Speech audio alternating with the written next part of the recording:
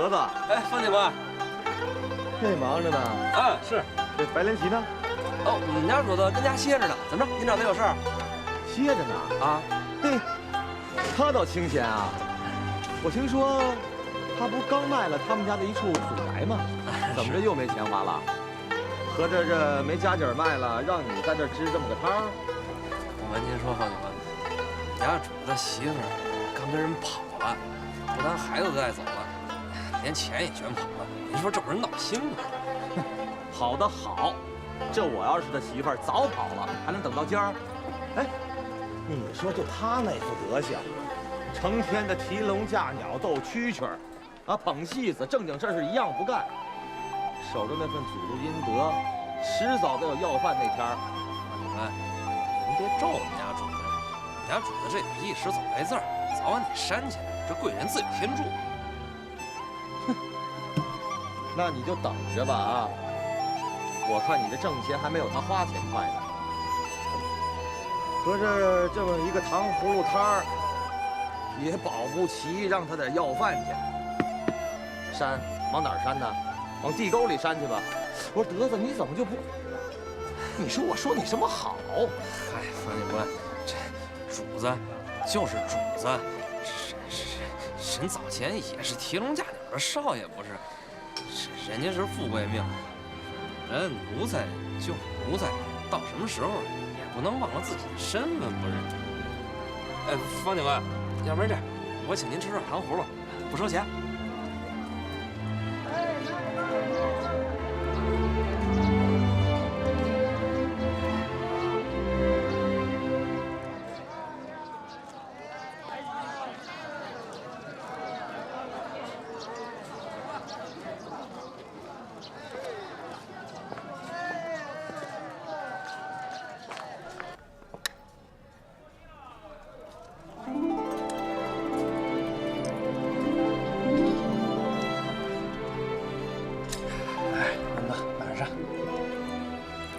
我说二孙子，知道哥哥为什么陪你喝酒吗？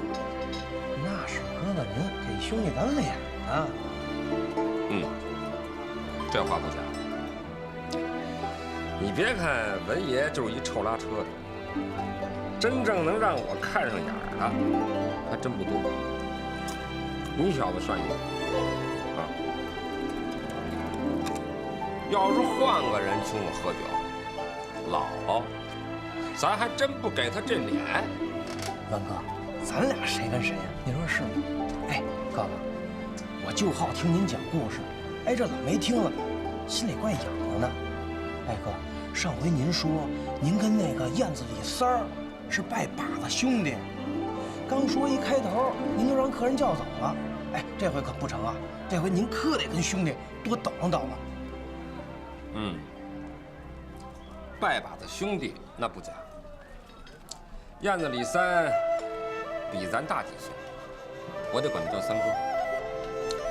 有一回啊，我拉车出了一身臭汗，坐在正阳门楼子底下乘凉，就觉着上面掉下来东西砸在我脑袋上，仔细一瞧是栗子壳。我心说了，这谁呀这么大胆儿，敢往咱爷们儿脑袋上吐栗子壳？哎，这不是活腻歪？嗨，就是敢往文哥头上吐栗子壳，真是这事儿得好好说的。我抬头刚要骂，发现上面啊连个鬼影都没有。再仔细一瞅啊，那栗子壳是从正阳门那大牌匾后边掉下来的。哦，我明白了，那是三哥叫咱的。你想啊，那大牌匾离地足有几十丈高，瞅着都眼晕。那除了我三哥，谁还有这能耐？我冲上边喊：“三哥，叫兄弟有事儿啊！”话音没落，就看见那大牌匾后边一道白光，直奔那飞檐去了。再仔细一瞧，你猜怎么着？怎么着？我三哥来了一个倒挂金钩，嘿，就挂在那飞檐上。哎，文哥，这是真的，这燕子李三儿真这么大能耐。哎，那您怎么不跟他学学那轻功啊？这你就不懂了吧？江湖上都有规矩，朋友归朋友，门派归门派。我跟三哥是平辈的朋友，哪有互相学功夫的道理？对，老王，如今这日本军队在华北是步步紧逼，看来战争是避免不了了。可是，在何时何地爆发，我们还不知道，所以我们应该早做准备啊。是啊，这也是上级所关心的事儿。目前局势非常复杂，北京城已经成了世界各强国间谍云集的地方，战云密布，杀机四伏啊！哎，你那个辖区可是个热闹地界啊，三教九流、五行八作云集，消息应该不少啊。我那个辖区呢，其实倒不大，这南起梅市街南口，北到前门箭楼，东边到前门大街路西，这西边呢以陕西巷为界。这可是北平城里面治安状况最为复杂的一个地区。别的咱不说，就说那8大胡同吧，至少有1半以上是在我的巡逻区。这一夜风书醒来的白莲旗，正白旗人，祖上当过康熙皇帝御前1等侍卫，也曾荣华富贵、家财万贯。可到了他爷爷白云峰那辈儿，就开始坐吃山空。等到了他这一辈儿，就只能靠家奴德子卖糖葫芦养着了。等等，哟，主子，您有什么吩咐？哎，主子，您来说这个。哎啊，你说。哟，真的？这您哪儿找着的？这是？来看看。哎，我住在那屋里的顶棚上。那天呀，咯吱吱咯吱吱，我还认为是闹耗子，我这心里一烦呀，脱下鞋，咣扔出去。谁知道掉下这么个宝贝来？你看看，哎，正经的楠木。它要不是宝贝，能放在楠木后头？是。我估摸着，这是咱们祖上给咱们留下的最后一片镇宅之宝。这是咱们祖上心疼咱们，怕咱们这日子过得太寒碜了。这才叫车到山前必有路，老天饿不死瞎家巧的。是主子。我说你快点，拿铃儿的。哎，好了。断千岁杀子。根据情报啊，在你辖区内有一家日本人开的梨园商社。这个梨园商社，表面上看起来是在经营日本的仿制品和日用品，但实际上，它是日本情报部门安置在北平城内的一个情报据点。老板佐藤英夫背景极其复杂，此人很可能就是日本情报部门在华北情报网的负责人。汉奸殷入耕在剧中成立的反共自治政府，就是他在暗中一手操纵的结果。这可是一个很危险的敌人呐！回头利用我的职务之便，先去了解一下。不过那个梨园商社的日本翻译张金泉跟我很熟，我们以前曾做过几桩小的生意。哎呀，好啊，要好好利用这层关系啊！密切注视日本人的最新动向，哎，及时给老家提供最新情况。战争迫在眉睫呀，你今后的担子会越来越重。另外，老家还需要一批通讯器材和化工原料，你想想办法。你看马路对面有个澡堂子了吧？啊，瞅见没有？瞅见了。我三哥洗澡啊，就认那儿。那天呢，也该着有事儿。我们俩刚进澡堂子，就被侦缉队的眼线给爆了。我三哥脱衣服比我快呀，我还没等脱裤子呢，人家就窜到池子里去了。等我脱光了身子，正要往里走，得，侦缉队的人到了。好家伙，4条大汉呢，直扑热水池子，想把我三哥给摁住。哎，我呀，当时晚了一步，就听见里边扑通扑通，我三哥就把这4条大汉撂平在池子里了，就跟扔面口袋似的。我三哥光着腚来了一个旱地拔葱，嗖，窜出了2丈多高。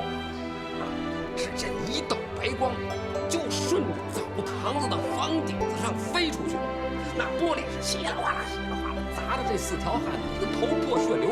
我顺手抄了一条浴巾往腰上一围，就窜到了门口。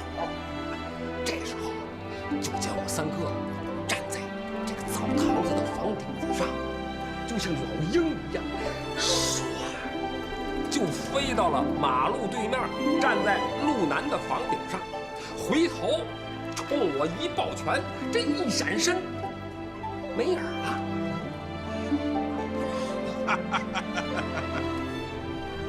文三儿，你就吹吧，啊，反正吹牛也不上税。你出门瞧瞧，从马路对过窜过来，少说得有10几丈。他燕子李三长翅膀了，哼，他就真是只燕子，搁那热水池子里你一泡，那毛也就湿了，它还能飞得起来了。哎，除非啊，它不是燕子，它是没长毛的燕子虎。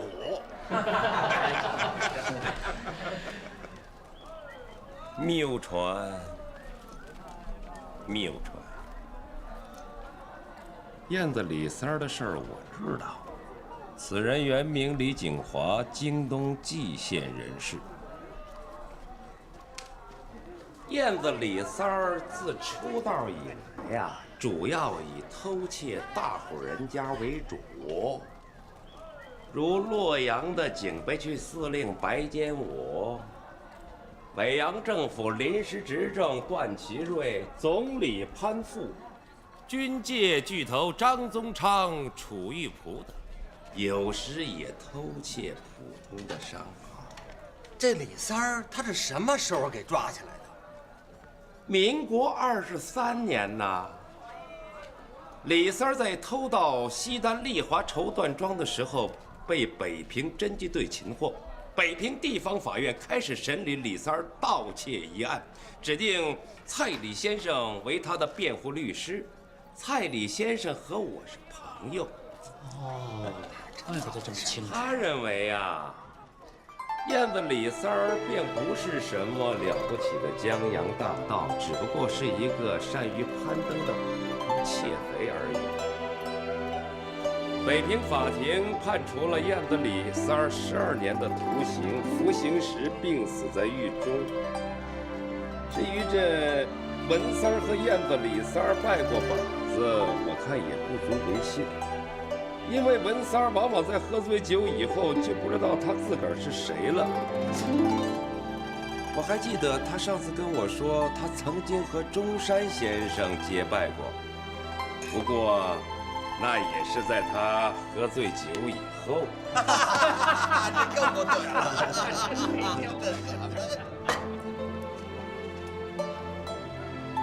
你们呐，都是俗人。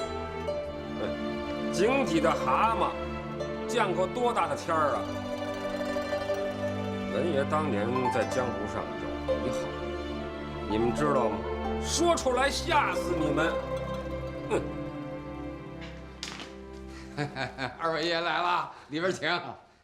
鄙人陈明泽是这儿掌柜的哦，还请二位爷多多关照，请。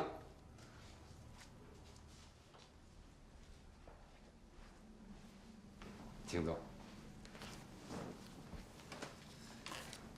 请问二位爷怎么称呼啊？哎，这个是我们家主子白爷。上茶。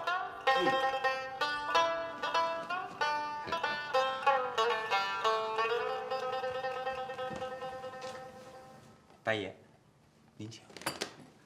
请。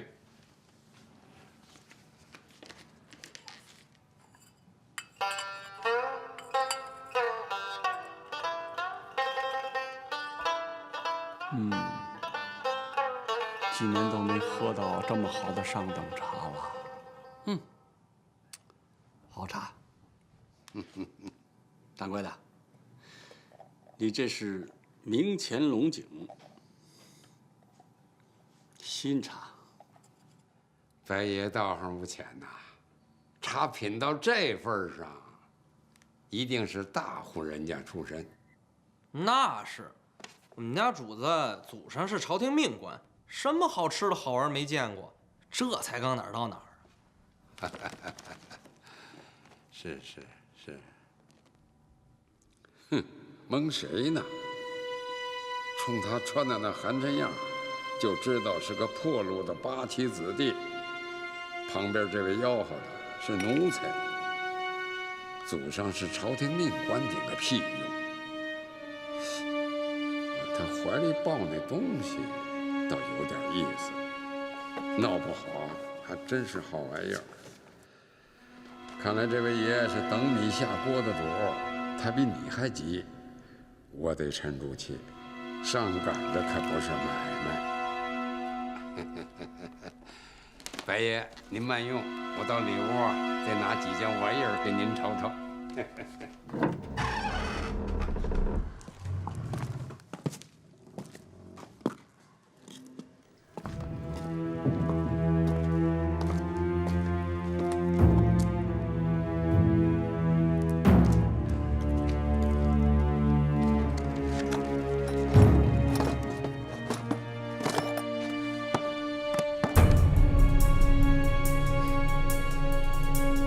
这里面装的什么呀？啊，修学工具呗。您觉得里面搁点什么呀？嘿，还挺可。我看你就不像个修鞋的。打开，我要检查检查，快点。哎，得嘞，要检查，拜托您快点，我还有急事呢。一个修鞋的能有什么急事儿？再急也不能妨碍公务，懂吗？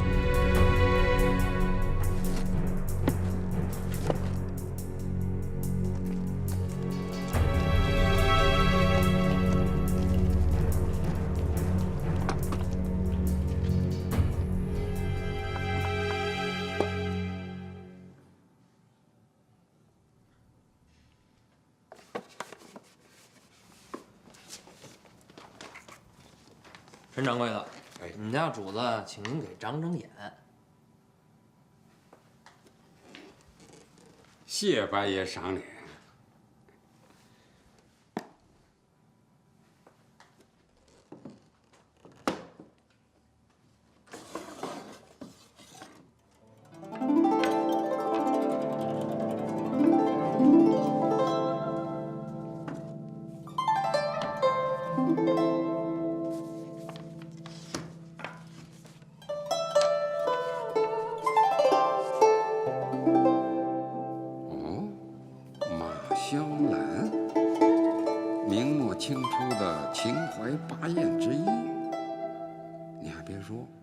他的传世作品可不多啊。这个王志当是谁呀？恐怕还得问问罗教授。这画有点意思，不像是假的。马香兰不过是个秦淮歌妓，又不是什么大师级的名家，仿作者似乎犯不上为马香兰作伪吧。从风格、技法和纸品的古旧程度来看，此画乃真迹无疑。果子馅儿，那干嘛跑到梅市街来摆摊啊？我说景爷，我在什么地方摆摊行不归您管吧？您还有事儿没事儿？没事儿我先走了。站住！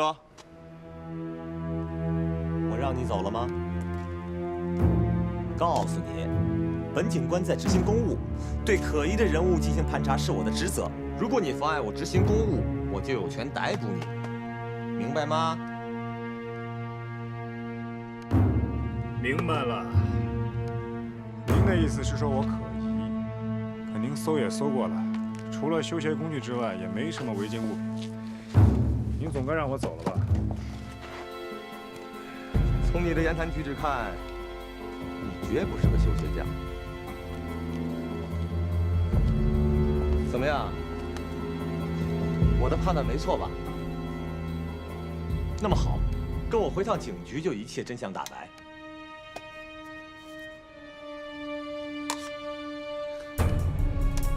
兄弟，你是学生出身吧？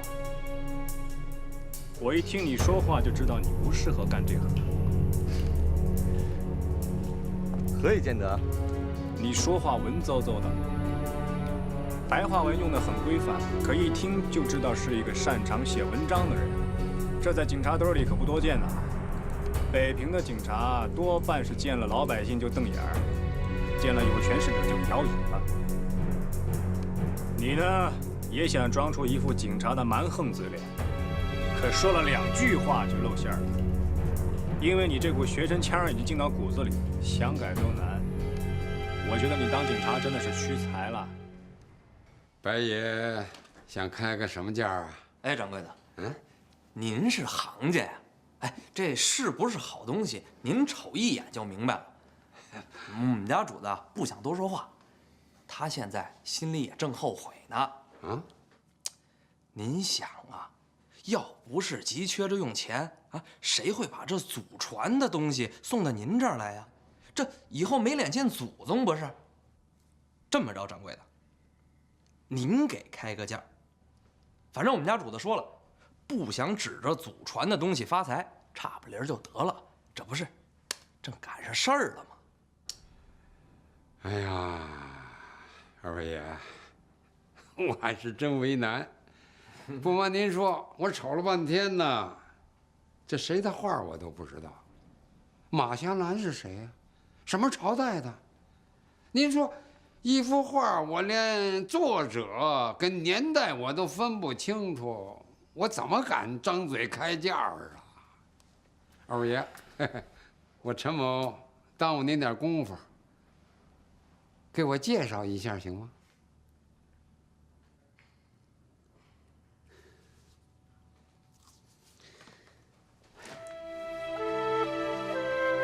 这个物件确实是我祖传之物。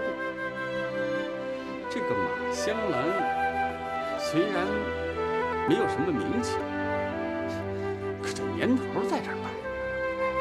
哎，您看这幅画的这个纸品，怎么也得有200-300年了吧？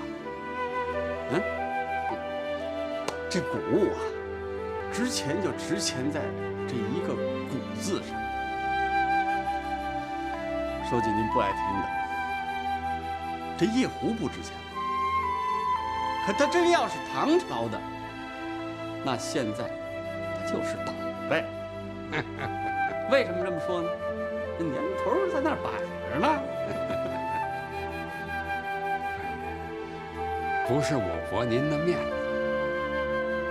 要论纸品，回头您给我1张宣纸，我到外头遛个弯，还甭出琉璃厂，不到2钟头的功夫，我就能给你拿回1张北宋的纸，您信吗？要赶上眼神差的，还以为是5代的纸呢。跟您这么说吧，在琉璃厂靠做旧吃饭的人多的是。你拿个旧东西让它整成新的，他没那本事。可是新的整成旧的，那是顺手的事儿。哎，掌柜的，您痛快点儿！您到底是要还是不要？您要是要，就给个价；您要是不要啊，您家有茅房没有？我这可正闹肚子呢。要不然把这画传吧，我当擦屁股纸得了。我别，得，这样吧，我出50块现大洋，就当我赌一把。这要是幅古画呢，我就捞着了；这要是个假的呢，我认赔。我只能出这个价。哎，您要愿意呢，咱就成交。掌柜的，50块。您这儿拿我打岔呢吧？哎，不，我没这意思，我只能出这个价。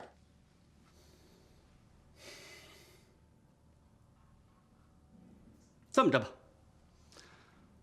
我出个一口价，100块袁大头，少一个子儿我不卖。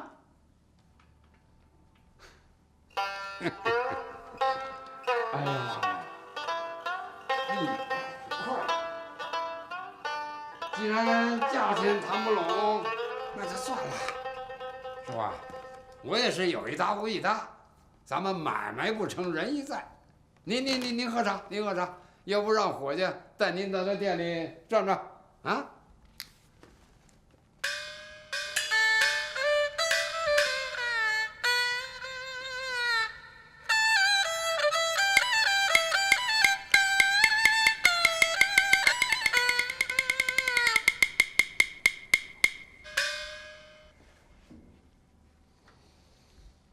掌柜的，行，您行，您不愧是做买卖的，您过奖了。我也琢磨了，我就是再在您这儿待3重头，我从您这儿也得不着一点便宜。看您说的这，那好吧，就按您说的，50块现大洋，咱们成交。得嘞。哎，掌柜的，您得把这些东西给我们找找啊。怎么着？这位爷喜欢逗蛐蛐、养鸟？我哪有那命啊？这我们家主子好这个。哦，行了，那就算我送白爷的见面礼了。往后还请二位多多惠顾小店儿，小店这将来可就指望着二位爷了。您客气。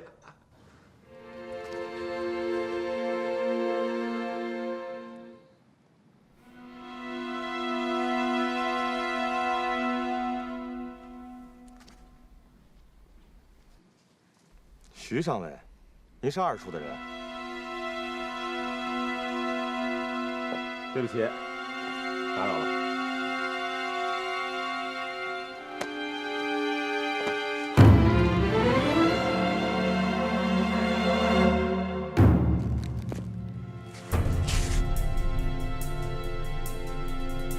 别客气，兄弟，今天咱们就算认识了，以后交个朋友。幸亏遇到的人是你，要是换到别的警察来盘问我，恐怕就不会这么愉快了。那会是什么情景呢？我会先给他2个嘴巴，然后再出示证件。那为什么对我那么客气？因为你不招我讨厌。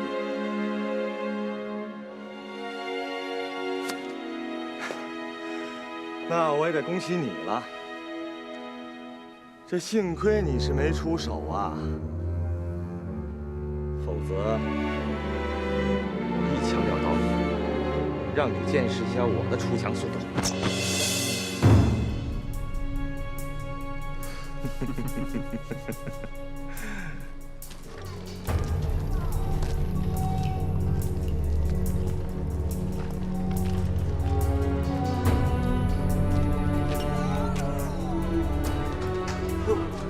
二位爷来了，您里边请。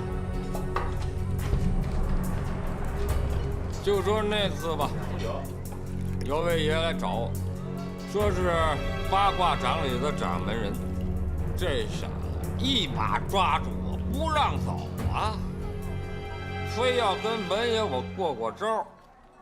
嘿嘿，嘴上还挺客气，说是以拳会友。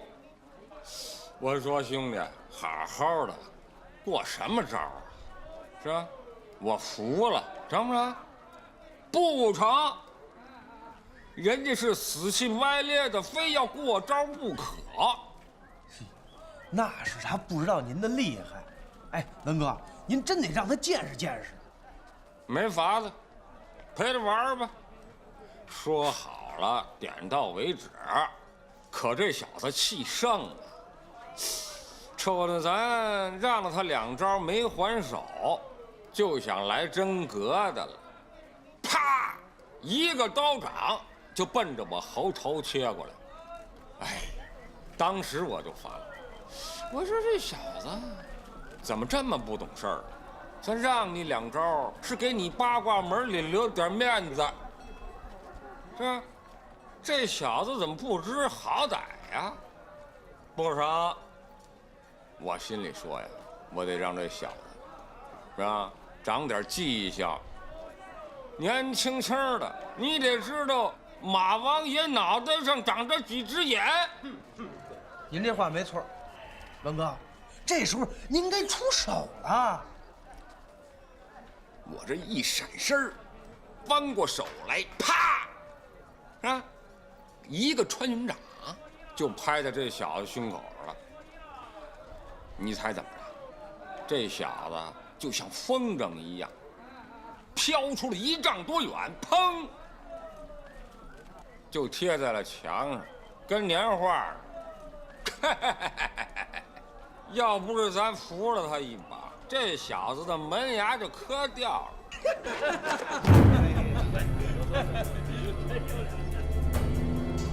这文三啊，今儿个又高了。嘿嘿，这主啊，他只要是1国4两，立马找不着北。可这4、9成黑白2道，他是谁也不尿，跟谁他都落胳膊挽袖子。哎，就光我听他吹呀，我就记不住他打了多少人了，可谁也没看见。哼！哎，我倒是看见过，不过呀，那是别人打他。折子，说吧，今儿上哪儿吃去？今儿啊，咱可得抡圆了当回爷。哎，我说主子，您说这程掌柜该不会蒙咱们的吧？这好好的一幅画，才给咱这50块大洋，哪能说多少咱给多少啊？货比3家，咱好歹也该多问几下啊！这老祖宗留下来的东西，还能差了？再怎么着，也不至于就只挣50块大洋，不是？问谁呀？咱不是不懂画吗？这马香兰这仨字儿，我都他妈没认全。这篆书写的跟蜘蛛爬似的。再说了，这马香兰是谁我也不知道啊，没准啊，还是祖上哪位姨太太，闲着没事儿随手涂那么几笔。咱要真把它当成名画，让人知道了，那笑掉大牙。我白爷啊，丢不起这人。哎，等，哎，停！老子，哎，今儿咱们就在这儿打发了，得嘞。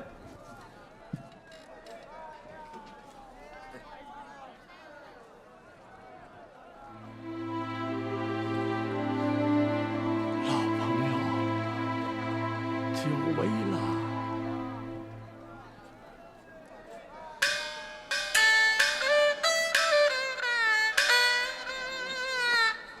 哎呀，要说这八卦门里啊，早先还是有几位人物。第1代掌门人董海川董爷，那还是有点功夫的，往后就不行了。这些年是黄鼠狼下耗子，一波不如一波了。哎，就跟我过招的那位爷啊，就那3脚猫的功夫还是掌门人呢，忒不靠谱了。文爷打他，那都丢面子。这位兄弟怎么称呼啊？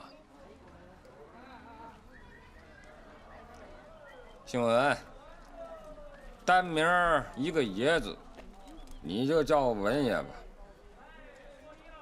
哦，文爷，这名儿起得好啊，失敬。在下萧剑彪，江湖上的朋友送我一个雅号，南城彪爷。不好意思，在下想跟文爷您认识一下，不知道文爷肯不肯赏我这脸啊？哟，还南城彪爷，不认识。怎么了，哥们儿？有话说，有屁放。嗯。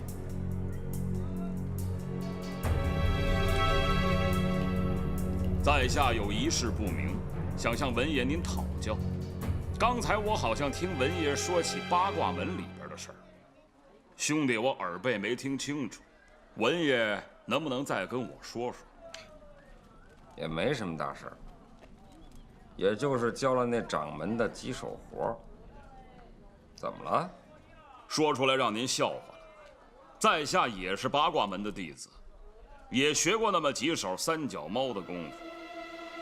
不好意思，刚才您提的那位掌门人，还是我的师兄。既然文爷教了我师兄几手绝活，今儿个也该让我见识见识。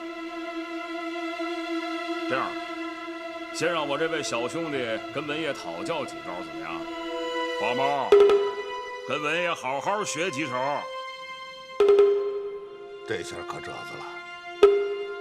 文三今儿个那算是撞在了阎王爷的裤裆。这位南城彪爷，可是南城大名鼎鼎三河帮的帮主，可不是吗？那黑道他有一号，连警察局长都得让他存在。文三儿啊，真是不知道深情。来吧，文爷，你先出手。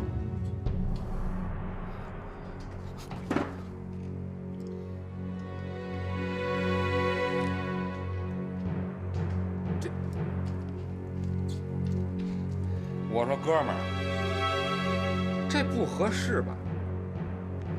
这酒馆的齐老板是我朋友，咱们挨这儿过招，我无所谓。可是齐老板受得了吗？这锅碗瓢盆要是打烂喽，没关系，您尽管招呼。打烂了东西算我的，齐老板这儿我自有交代。齐老板，您说呢？彪爷，您随意，您随意。哎，小店还得仗着您照应的。文爷，您可听仔细了啊！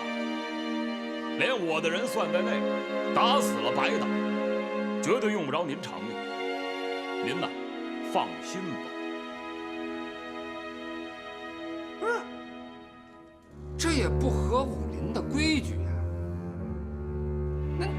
那就是以武会友，他也得下帖子，定好了时间，啊，还得找个背景地方摆场子，他不是一天半天的事儿啊，哪能上来就比划呀？这么着吧，你们合计一下，我先回去等着，等你们合计好了，把帖子给我送去。花猫，给我抽这不识高低、给脸不要脸的东西！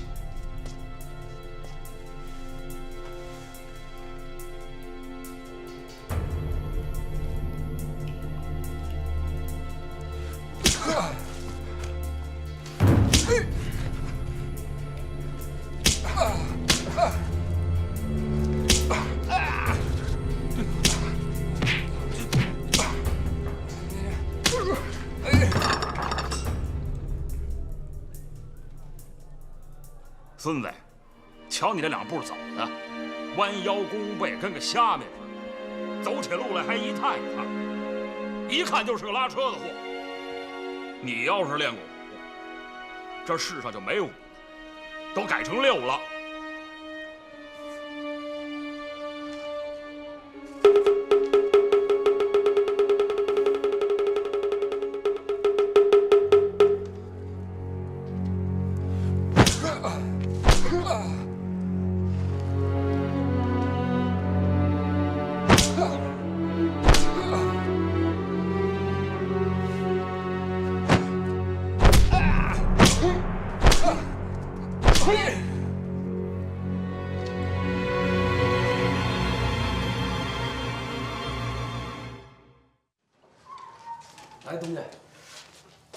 整个琉璃厂都在议论您收的那幅画呢。哦，这消息传的，比电话还快。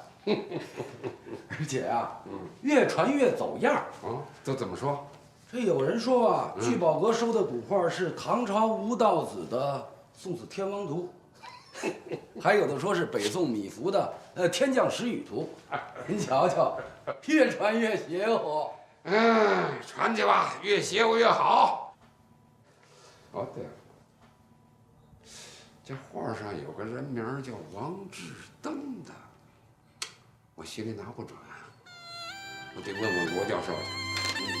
这罗教授可是收藏大家，他老人家古玩字画，金石玉器，钟鼎遗尊，无所不通啊！是，有当的事儿我得提防着点儿。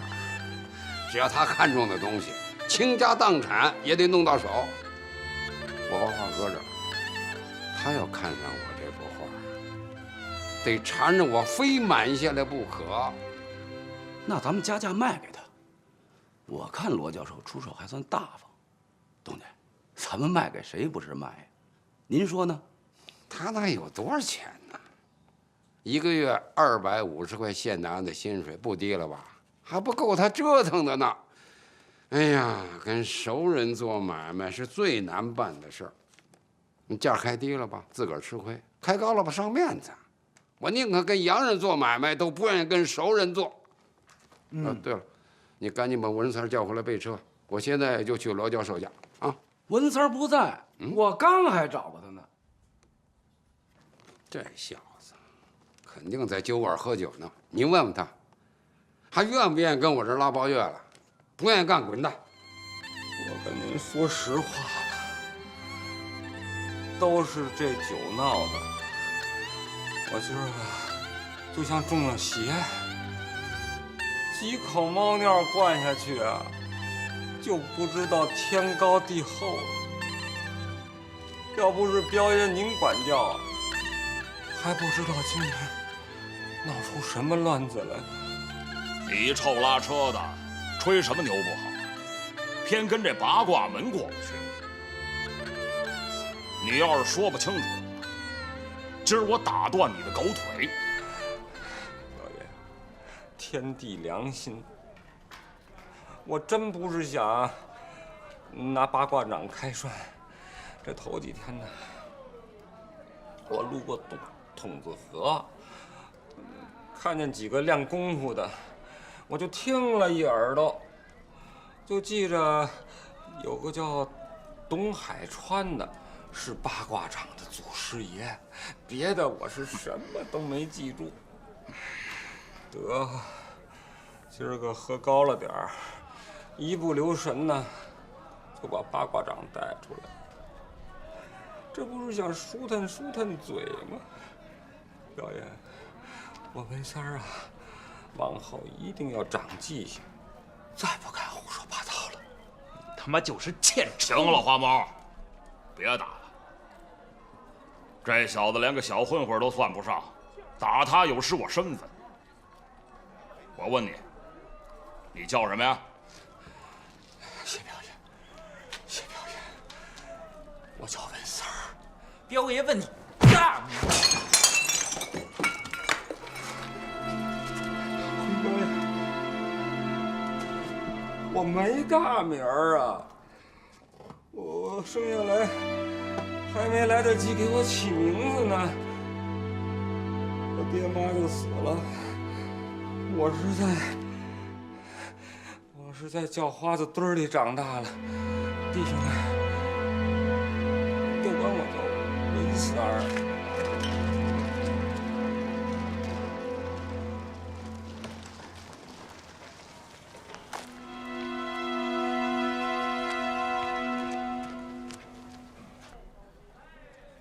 哎，文三儿，你懂不懂规矩啊？这出门也不打声招呼，东地摇泳车饶市就找你，你可倒好，跑这儿灌猫尿来了。我告诉你啊，东家可撂下话了，您干得了干，干不了您走人。聚宝阁可不缺拉车的。哎呦喂，这怎么话说呀？谁把你打成这样了？碰上个朋友闹着玩呢。哎呀，没错。刚才啊，我跟文三划拳，谁输了，往谁脸上扇一下。文三他老输，就变成这副模样了。你回去跟陈掌柜的说一声，就说我萧建彪硬拉着文三陪我喝酒，如果耽误了陈掌柜的事儿，我在这给他赔个不是。希望陈掌柜能给我这个面子。哎呦，感情您就是南城的彪爷啊！我这给您请安了。怎么着？你也听说过我？那是，这满北平，谁不知道彪爷您的大名啊？彪爷，您也认识我们陈掌柜的？不认识。不过这琉璃厂的聚宝阁谁不知道？刚才你要是不提，我还真不知道你们就是聚宝阁的人。回去以后带我向陈掌柜的问声好。我听说他今天做成笔大买卖，我萧建彪给他道喜了。哎呦，彪爷消息灵通啊！这事儿您也听说了？嗯，整个琉璃厂都传遍了，我能不知道吗？你们走吧，赶明儿我抽空一定拜访陈掌柜。老文呐，以前我还真看走了眼了。你说你跟彪爷这么熟识，怎么以前没听你说过呀？不够意思，合着跟我还藏着掖着。你是说老萧啊？他是我大哥，平时啊也不常见。今儿个他喝多了，非得让我陪他玩儿。你看，就玩成这样，没办法，谁让他是我大哥呢？老文，你们哥们见面就这么个玩法？你瞅瞅你那脸，都成什么样了？老侯，这个就大惊小怪了，这才哪到哪儿啊？你说划拳输了，罚酒有什么意思啊？别说几个大嘴巴，就是热油锅里捞秤砣，你输了就得认罚。老文，我看出来了，您是条汉子。我老侯眼拙了，以前有得罪的地方，您还多担待。打今儿往后，有用得着我老侯的地方，您尽管原样。老侯啊，往后啊，你少在掌柜的那儿给我敲锣边上眼药，我文三就知足。瞧您说的，我是那号人吗？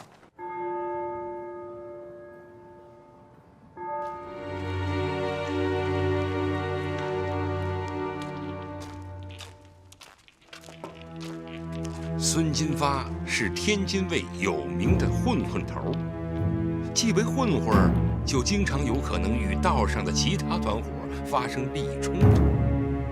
这事儿啊，要是搁在北平，少不了是白刀子进红刀子出。而天津混混讲究的是稳打，这不，今天即是孙金发与海河帮帮主海河交稳打的日子。起因无非是争夺地盘。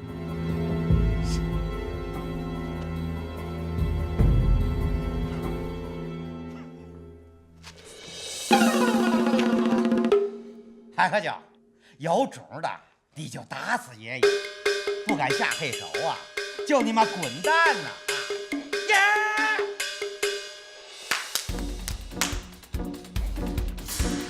去你妈！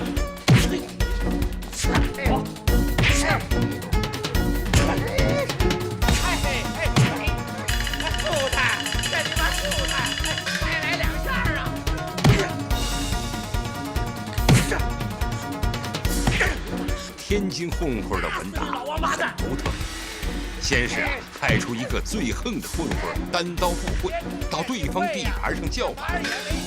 这位爷既不带家伙，也不会武功，说白了就是去找挨揍，全靠两片嘴斗气。一般是从你家18代先人骂起，不言秽语，不绝于耳，非把你骂得火冒三丈，揍他不可。你若是不揍，他就当你是不敢揍，你就得认栽。若是你不敢把他往死里打，那就算衰了。摆宴席赔礼让出地盘不说，往后不管在哪儿碰上，您还得鞠躬叫爷。俗话说，敲锣卖糖，各干一行。这孙金发正是靠这门手艺吃饭的人。既然是360行，行行出状元，那么在混混群里，孙金发理应是状元。呀，来呀，舒坦，你再来2下。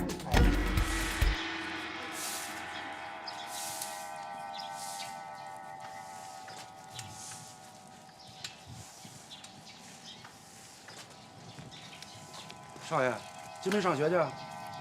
老爷在家没有？没准儿，你自己瞅瞅吧。好好。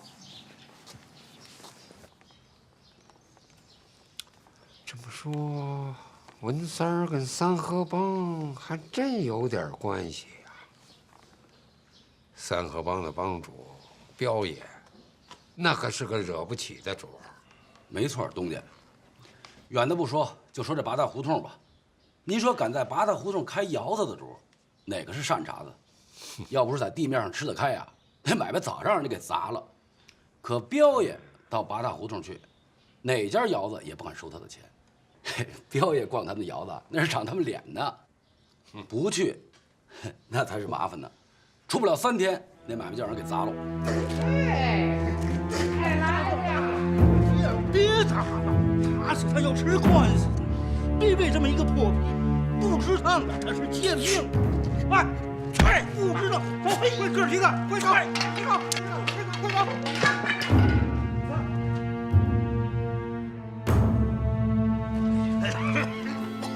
哎呀，等走了，随了。像你妈豆哥儿一样啊，没那么容易。海花椒，你小子人在吧？捏了地盘啊，往后就是2爷我的啦。哎，哎呀，你那没事吧？你了？得，我这腿呀折了。哎呦妈呀，小意思，这你妈哪儿到哪儿啊？啊，我跟你说啊，我还没给他海河椒露脚活呢啊！走着，哎呦，走着，走着，走着。东家，照这么说，文三儿咱还不能轰出去了，恐怕还得把当爷似的伺候着。文三儿轰走的事儿，先别提了。这往后，要是在南城地面上有什么难摆平的事儿，不妨通过文三儿这关系，借彪爷的面子，给摆平了。哎，等等。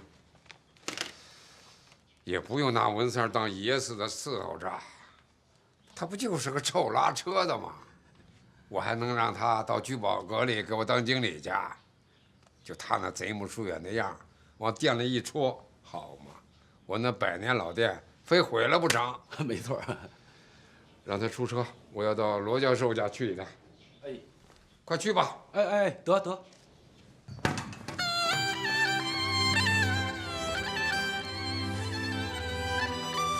文三儿，哎，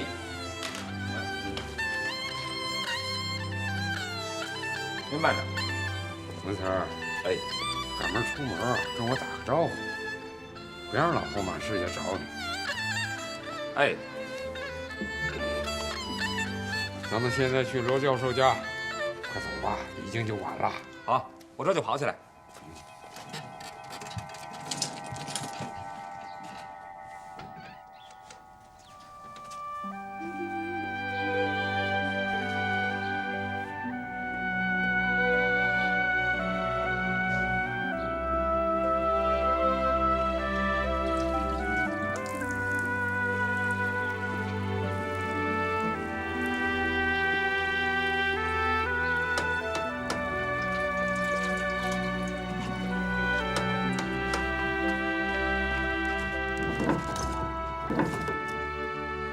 凤云，是陈掌柜啊，我父亲啊正在客厅等您呢。凤云，我又来麻烦你爸爸了，我真是离不开他呀。瞧您说的，我爸也爱跟您聊，您可没少让他开心。来，进来。文三儿，在门口等着我。哎，我在外边候着您。哎，这位大哥，您也进院里喝杯茶吧。不进了，我就在外边等着就成。天儿太热了，这院子里啊有个葡萄架，那下面挺凉快的，您还是进院里等吧。谢谢您，罗小姐。哎，我来。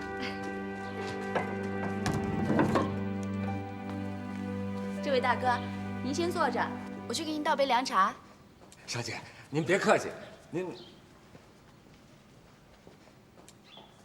到底是读书人家，就是有礼数，哪像陈掌柜的一家人呢？没大没小的，缺家教。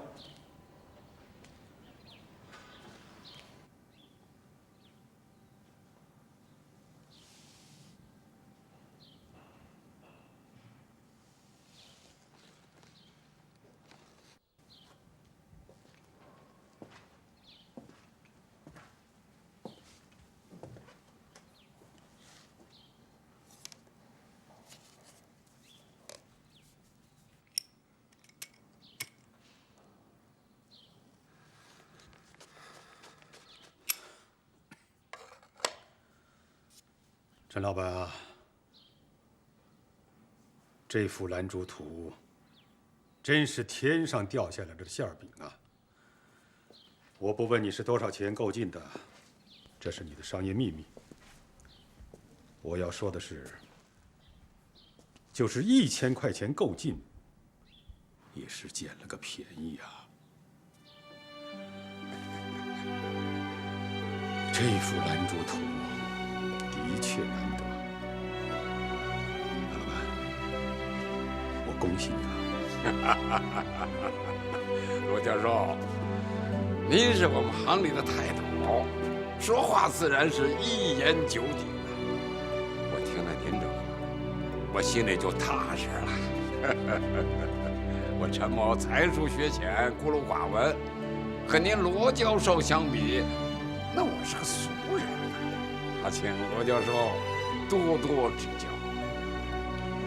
据我所知，当时江南名家如云，像唐寅、米万中、蓝英、文征明，那都是大家呀，如雷震耳。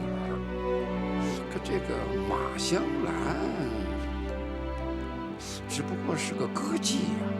就算她是名列秦淮8艳之一，可她的画儿怎么和这些大家相比呢？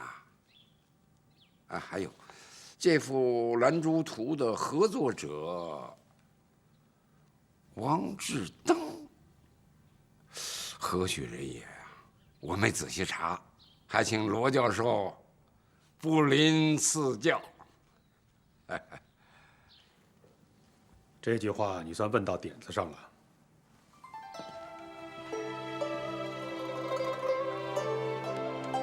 宋美龄女士，若不是嫁给蒋委员长，恐怕她这一生都只是一个普通的女子啊。是。你看中国历史上那些著名的女人，哪个不是靠了男人才出的名？就连武则天也不例外。那倒是，没有男人扶着，女流之辈成不了气候。你接着说。马香兰本名马守贞，字玄儿，因为她祖籍湖南，又酷爱兰花，所以常在画幅中题名香兰子。而王志登，则是马香兰相恋的情人。相传此人4岁能作对，10岁便能吟诗作赋，成年以后呢，更是才华横溢。他和马香兰的一段恋情，当时一直被传为佳话。南京的秦淮河，哪个朝代不出美女呢？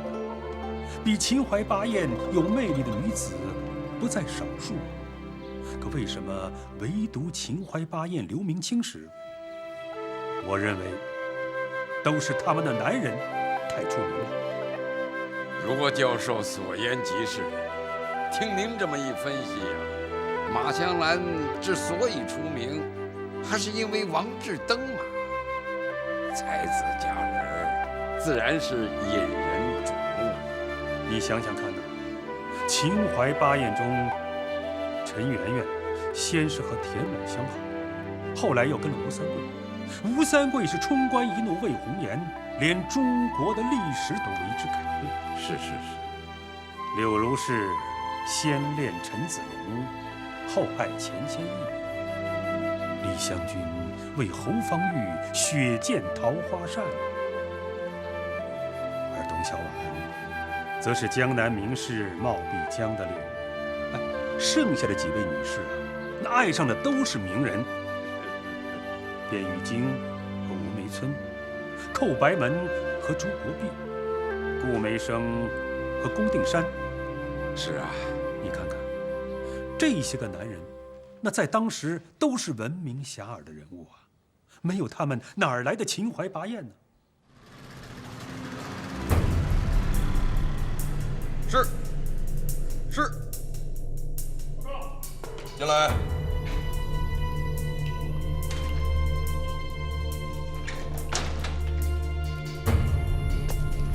长官，我仔细研究过佐藤英夫的材料。此人1920年毕业于东京帝国陆军大学，在日本驻朝鲜派遣军司令部任作战参谋，任职3年后被调往台湾驻屯军任情报参谋。1925年又以陆军中佐的身份调往驻满洲的关东军司令部服役。佐藤英夫在日本军界升迁得太快，简直快到不合常理的地步。陆军大学毕业时是中尉军衔，5年之后就升到了中佐军衔。1928年，佐藤英夫又被调往日本华北驻屯军，在天津的司令部工作，而此时他的军衔已经是陆军大佐。是不太正常啊！日本常备军被分为了5大战略集团，其中除了驻日本本土的国内军外，还有朝鲜派遣军、华北驻屯军、台湾驻屯军和满洲关东军。这个佐藤英夫从陆大毕业仅8年，其服役部队竟然横跨了日本常备军的4大战略集团。从一个中尉军衔快速晋升到大佐军衔，这的确不太合乎常规啊。更为可疑的是，佐藤英夫在9·18事变后，突然从陆军退役，成了名商人，这不得不叫人起疑啊。从他参与殷汝耕搞自治一系列的策划活动中就可以断定，这个佐藤英夫的真实身份应该是日本情报部门在中国华北情报网的负责人，这点确定无疑。看来我们得有点对策了。我看干脆组织一次行动，偷袭立原商社，秘密绑架佐藤英夫，打掉这个谍报中心，从佐藤英夫身上打开缺口，一举破获日本在华北的谍报网。打掉这个谍报中心并不难，但很容易出大乱。日本人早有战争计划，正愁没有介入。如果我们的行动使战争提前爆发，则得不偿失。再说，蒋委员长和戴老板也不会批准呀。我们还是做好准备，严密监视佐藤英夫，静观其变吧。是。论才艺，马香兰虽然算不得诗画大家，但是他的《兰花图》和《兰花诗》却堪称一绝呀，为当时的名文雅士争相收藏。一个烟花女子有如此的才艺，殊为难得呀。他的绘画在中国的画史上也属可圈可点之力。罗教授不愧是行家，对一个烟花女子竟如此知根知底儿，佩服，佩服。哎，罗太姐，哎，您跟哪儿上小学？啊，燕京大学，正读1年级呢。不过，快要上不成了。日本人已经逼近了华北，咱们要是再不起来抵抗，可真要当亡国奴了。同学们都说，华北之大，却容不下一张平静的书桌。嗨，日本人怎么了？他来他的，咱过咱的。您该念书还念书，我该拉车还拉车，甭搭理他。文大哥，这要是国家都没了，我们还能安心的过日子吗？文大哥，我真羡慕你是个男人，一旦战争爆发了，你还能拿起枪来保卫国家。我们女人啊，一到这时就没用了。哎呦，哼，罗小姐，您饶了我吧，咱就一臭拉车的，是吧？管不了国家的大事儿，咱就知道吃饱了不饿，比什么都强。要是国家都亡了，你还吃得下饭吗？那亡国奴的滋味可不好受啊！文大哥，我这不是危言耸听啊，咱们的东北同胞不是已经尝到苦头了吗？哎呦，国家，罗小姐，叫我说呀，眼下的日子过得还挺不错，操那份闲心呢。好好好，文大哥，您还是踏踏实实喝茶吧，我啊不跟您说了。哎，我说罗小姐，我没得罪您吧？哎呦，我就是一粗人，您别跟我一般见识啊。陈老板，这幅兰珠图我很喜欢，您能让给我吗？价钱咱们可以商量。罗教授，不瞒您说，我也非常喜欢那幅画。当时卖主好像看出我的心思了，一开口，大洋1500，少一个子儿不卖。购进来就得1500块大洋啊！可不是嘛！哎呀，贵了，太贵了。是，董其昌的作品也不过如此啊。是啊，我也说是太贵。可谁让咱们喜欢这画呢？可您罗教授当年为了一幅石涛的梅竹图，不是把宅子都卖了吗？这倒也是啊。艺术品从来都是无价的，卖主说多少就是多少。哎，这年头啊，字画生意不好做。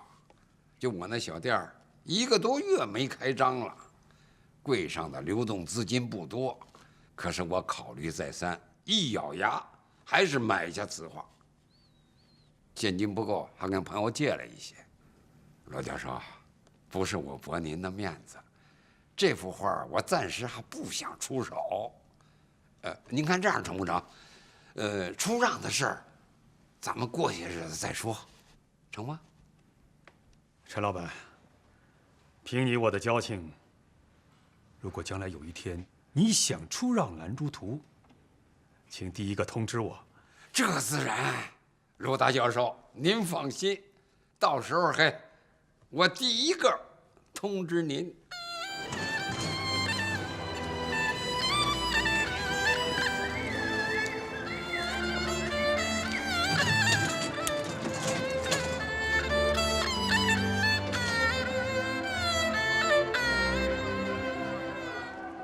二爷，慢用，来壶花茶。好嘞，您呐，花茶1壶。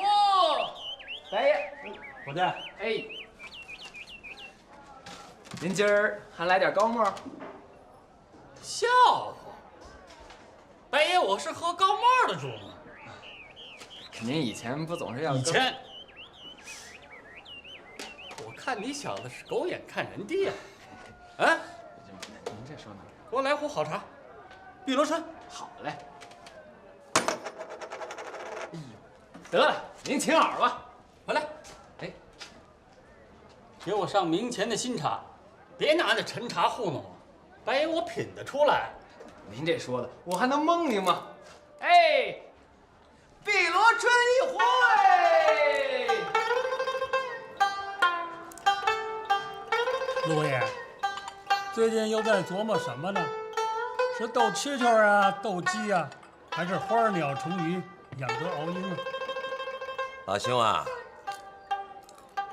你可别小瞧这花鸟虫鱼养鸽熬鹰啊，这细微之处乃见军国之大义。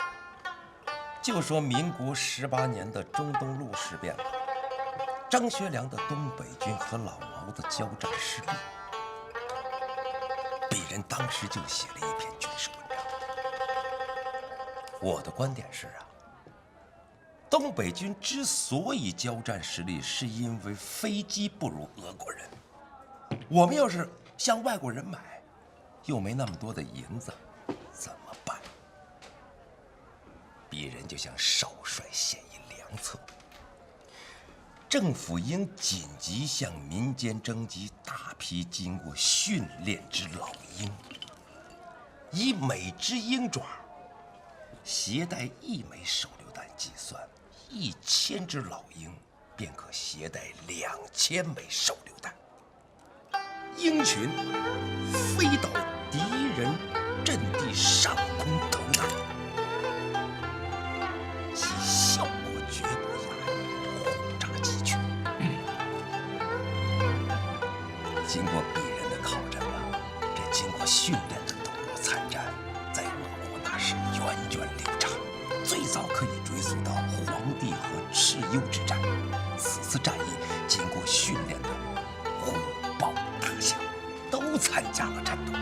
得了吧，陆爷，这老鹰要是扔错了地方，扔在自家人脑袋上，那少帅可饶不了您呐。依我看呢，您呀还是少来点纸上谈兵，多弄点实惠的。你们《京城晚报》不过是家小报，发行量呢也不大，办报宗旨呢是不谈政治，以社会新闻为主。所以说呢，您呐多谈点明星绯闻呐、梨园轶事啊、男盗女娼、无名尸体什么的，这您才能挣着钱呢。什么飞机手榴弹呢？现在老百姓没人信这个，你说是不是啊？是啊，您不是娱乐版记者吗？我可听说了，陆爷您写文章得2头收稿费，要不就得给人家毁一把。比如写某公子有只骁勇异常的蛐蛐，经常与公鸡相斗，而且是长胜不败。一只公鸡见了这只蛐蛐，就落荒而逃，此乃蟋蟀之极品也。云云。可不出1星期，陆爷的口气又变了，说某公子这只蛐蛐是油葫芦冒充的，而这只冒充蛐蛐的油葫芦现已葬身鸡腹。这种自相矛盾的报道，它是怎么回事呢？哦，只言那公子啊，他没给陆爷送稿费。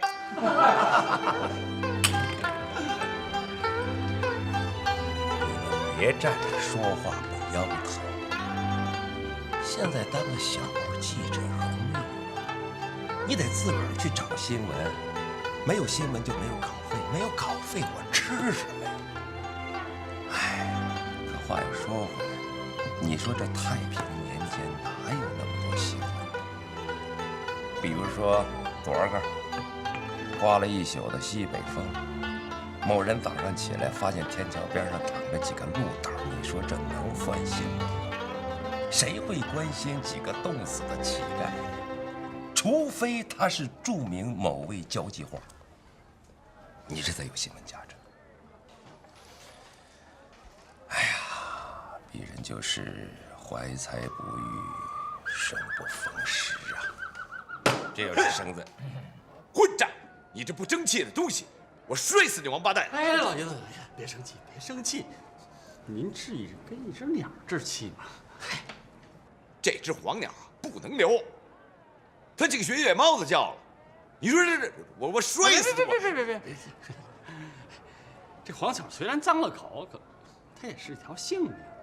这样吧，我要了，您把它给我，我给您拿走，行了吧？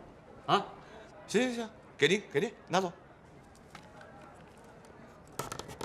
拿得越远越好啊！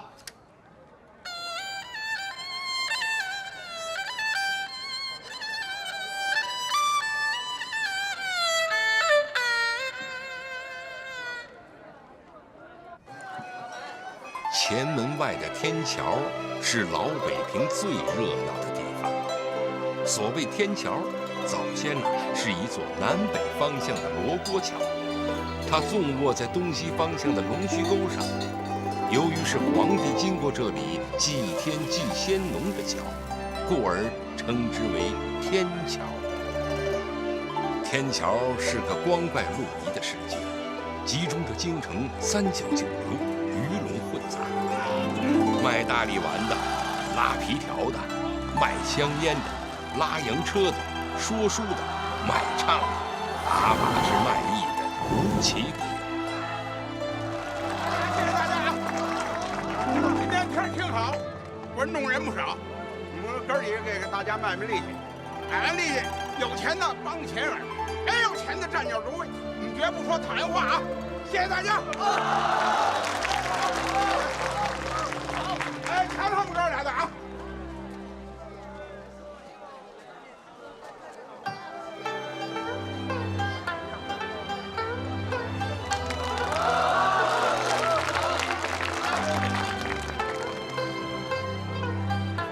哎呦，我说喜子，今儿我看你这劲儿可不太对啊，俩眼球发黑，走道还脚拖了地，是不是头天晚上咱弟妹给折腾的？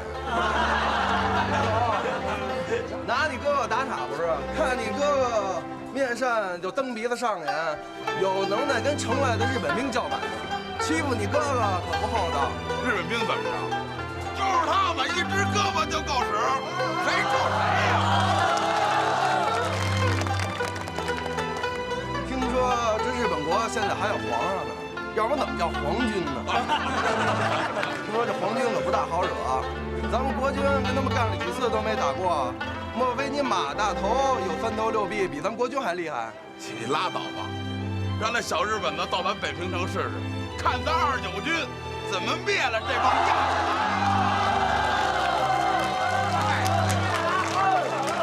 只要是宋哲元一声号令，咱北平的老少爷们儿就能打到金銮殿上去。大总，我要是有钱，先买你张嘴。你小子值钱就值在这嘴上，横着竖着，怎么用怎么好使。行了，你拉倒吧你。嘿，怎么着，爷们儿？天天的把式，光说不练呢啊！哎，爷们儿，今儿我不卖力气，我跟你说对不起各位。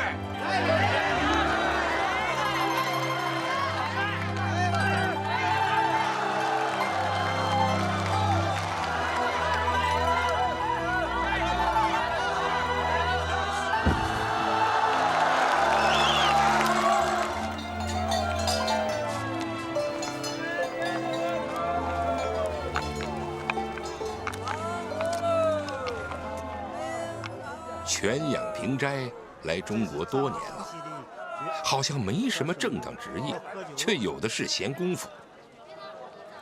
自定居北平之后，他经常出没于北平的街头巷尾、酒肆茶楼、琉璃厂和八大胡同，也常见其身影。他对京城八旗子弟的生活方式很感兴趣，也极力加以模仿，花起钱来是非常的大方。可就是谁也不知道他靠什么挣钱。那好，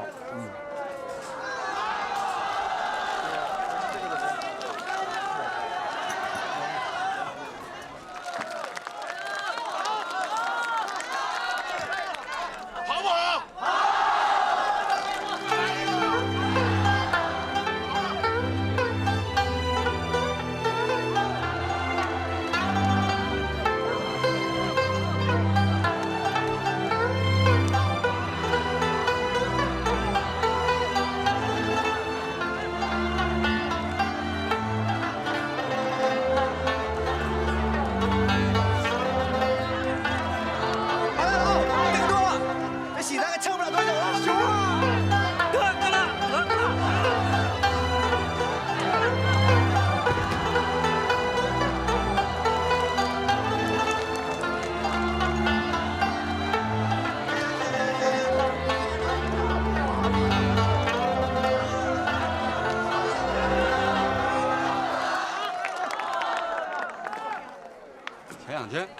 哎，白爷，您吉祥。您客气。好久不见了。好久不见了吗？最近有没有什么稀罕的物件让我开开眼？嗯，算您说着了。您看我给您带什么来了？哦，黄巧。黄巧。您看这毛色，您看这体型，哎，您再听它哨。我看看。很漂亮。漂亮吧？好，我要了。这个多少钱？钱养金。您先别着急，您看我还给您带来什么宝贝了？还有。哦。啊。鸟食罐。鸟食罐。哎。这里有了。那个鸟食罐和这鸟食罐可不能相提并论啊。好的鸟食罐要配好的鸟，一般这好鸟食罐都是上等瓷器烧。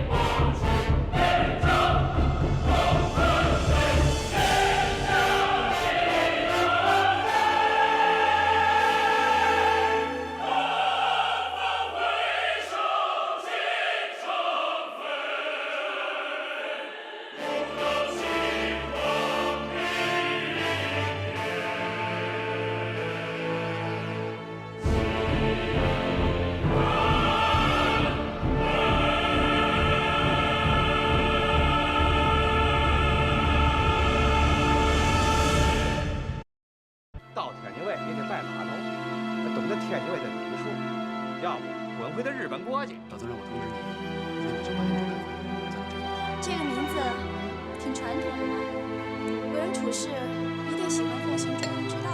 你还是个爷们儿吗？成天的在大街上溜达，你就不能上战场上跟侵略者拼了？你想当亡国奴吗？陈掌柜，不用兜圈子了，您说吧，我们就是为那幅蓝竹图来的。